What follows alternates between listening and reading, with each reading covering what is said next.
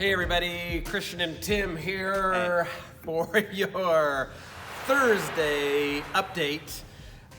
This is a big Thursday update. There is a lot going on this week, so we're going to do the Thursday update kind of in two pieces. First, we'll get some of the announcements about things that are going on this week and in the next couple of weeks to come. And then in the second part, we'll move on to some initial discussion about our phased return plan to gathering. So if you're interested in the second part, you can stick around for that. Otherwise, you'll be done mostly with the beginning. The next few Sundays are a lot of fun around here. So there's 3 great Sundays in a row that are coming up.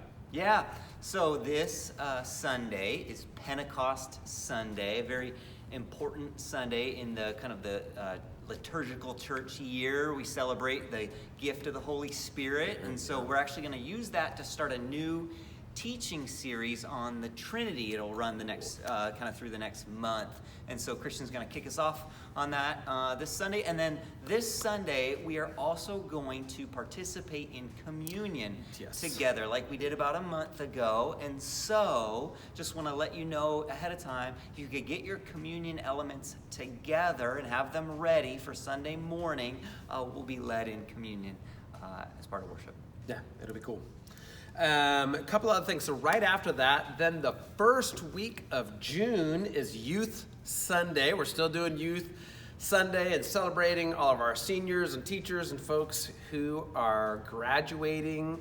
The 412 team has been working hard on that. It's been fun to see all the seniors on it. It's going to be neat. So make sure you sign in, participate in that. You probably noticed Tim was referring to the senior moments they've been sharing online as we celebrate all of our graduating seniors. Go on and like those, love those, make comments as we work to celebrate all these awesome young people. Yeah, we've been thinking about those grads and this strange season of graduation for them.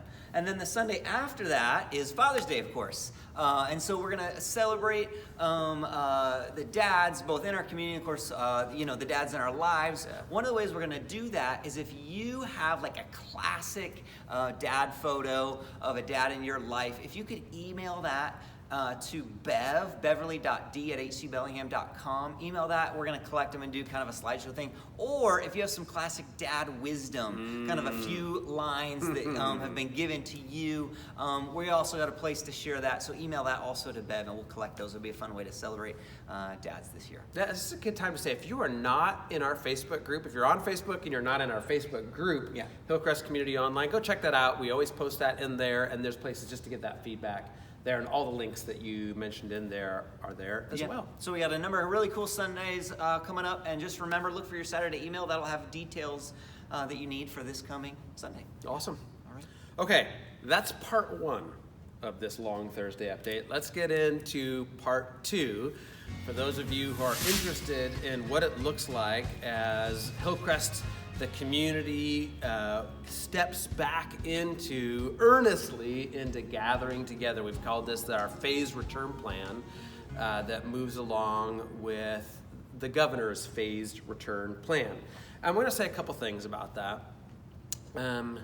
We know this is tough. Like this has been tough, and we feel the loss of community, and we know that it is fundamental for the church to be in physical proximity, to be together, to share life together. And we know there's just tons of uncertainty in this time. There is constantly new guidelines and new information coming out about what it even looks like for churches to be regathered together. There's CDC guidelines and the state's guidelines from Jay Inslee and guidelines from epidemiologists. Your cousin's guidelines on Facebook. The Facebook guidelines. So we're constantly processing new information. You know, the governor just came out yesterday with a new series of guidance for religious gatherings. So we're calculating all that. We're figuring out what that looks like. We want to share more detailed information. Today, what we want to talk to you about is the 3 things that we are absolutely committed to as we work at regathering together.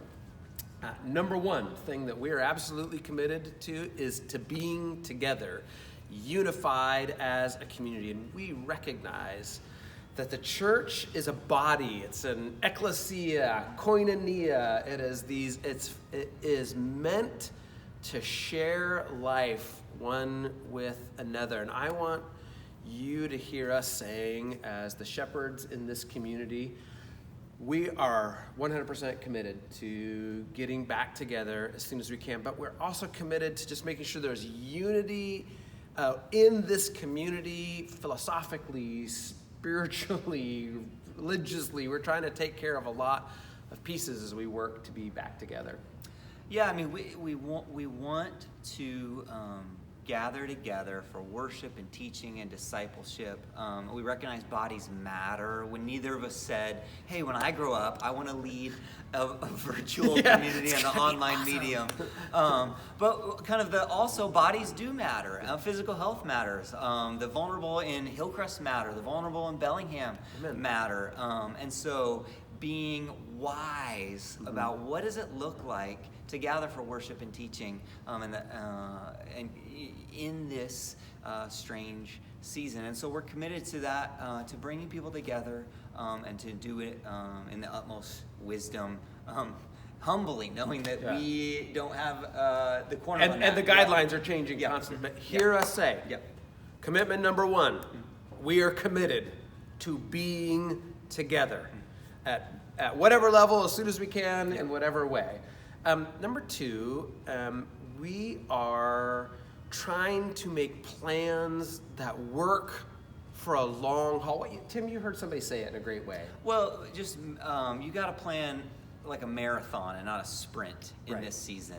As much as there's this kind of, I feel it in my own heart sometimes, like a frantic energy to do, change, do, fix, and yet, as we shepherd a community, we have to shepherd with a marathon mindset.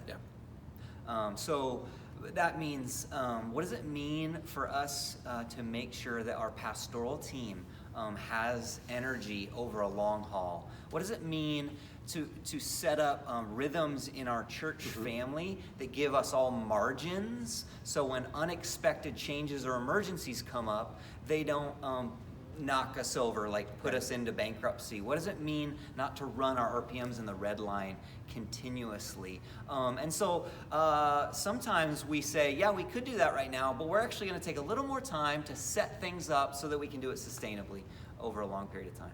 And to be excited about, hey, this is a rhythm and a way that we could be the church community in ways that we could settle into and really do good work. We're excited about some of the opportunities that are out in front of us. So to be together, to make plans that are scalable and last for a long time, that we can really continue to do ministry. And number three, is we want you to know we are committed to keeping the church on mission.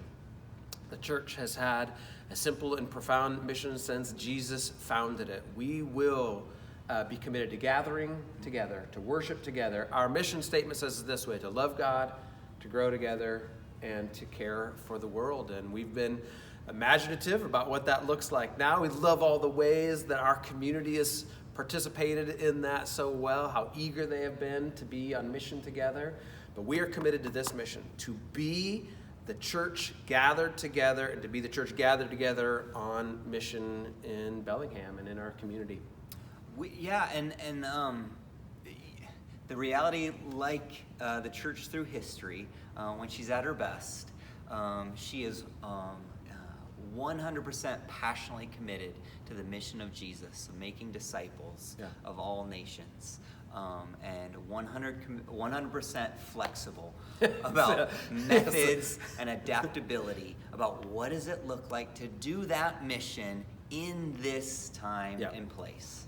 Understanding some things about this are temporary.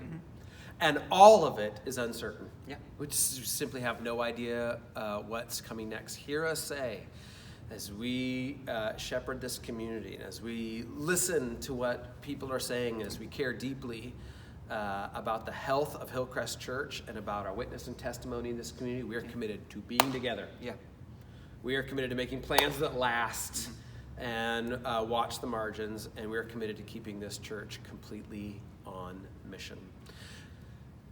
That's a little short on detail. I get Yeah. that. So here's what we want to say. We want you to know where we're at, and then we want to talk a little bit about what's coming. So this next Wednesday on June 3rd at 7 p.m., Tim and I will host a town hall meeting. Before that meeting, at least by Monday, we'll have sent out a couple of documents. One is it'll be a simple graphic for understanding what we envision for a phased return to gathering, and the other will be a little bit more about our philosophy as we've made these decisions and what folks can look forward to. We'll get that information to you so that you can ask questions beforehand. We'd have you email Tim or I. So Tim's email is tim.k@hcbellingham.com. and I am christian.l@hcbellingham.com. So we'd love it if folks emailed their messages in before the town hall meeting, and we'll endeavor to answer as many of those questions as possible. But that night there'll be opportunities to ask questions as well, and I think that will really help us all kind of land together on what are you excited about within these commitments for the future. Yeah. You know, Christian, when I think about our church family, I'm not going to quote it exactly, but doesn't Paul say something where he says, like, who does not suffer in one of my churches and I do not feel the pain? Yeah. And I just think about the people that we love, and folks who are feeling lonely, folks who are feeling anxious, folks who are feeling worried about their own health, folks who are worried about their parents' health, folks who are they're feeling financial strain just because of it changing, and then just all of, like, when the whole world is grieving things all at once, how we just absorb that. And I know, like, even just as we talk as pastors about what does it mean to lead in this, we feel that, and we carry it. And we just want to say, like, we love you, and you are on our hearts and minds on a daily basis. Yeah. And we are listening, and we are praying, and we will do our best to lead with wisdom and clarity, and send you as much clear detail as we can so you know what to expect in the uncertain days ahead. Thanks for giving us a little extra time. We look forward to seeing you next Wednesday, June 3rd, 7 p.m., and we'll keep that conversation going really as long as it takes to answer a whole bunch of questions, as much as we can answer for now. With that, I know this was a long Thursday update. God be with you and with your families as he continues to be the real, true, and good shepherd of this community.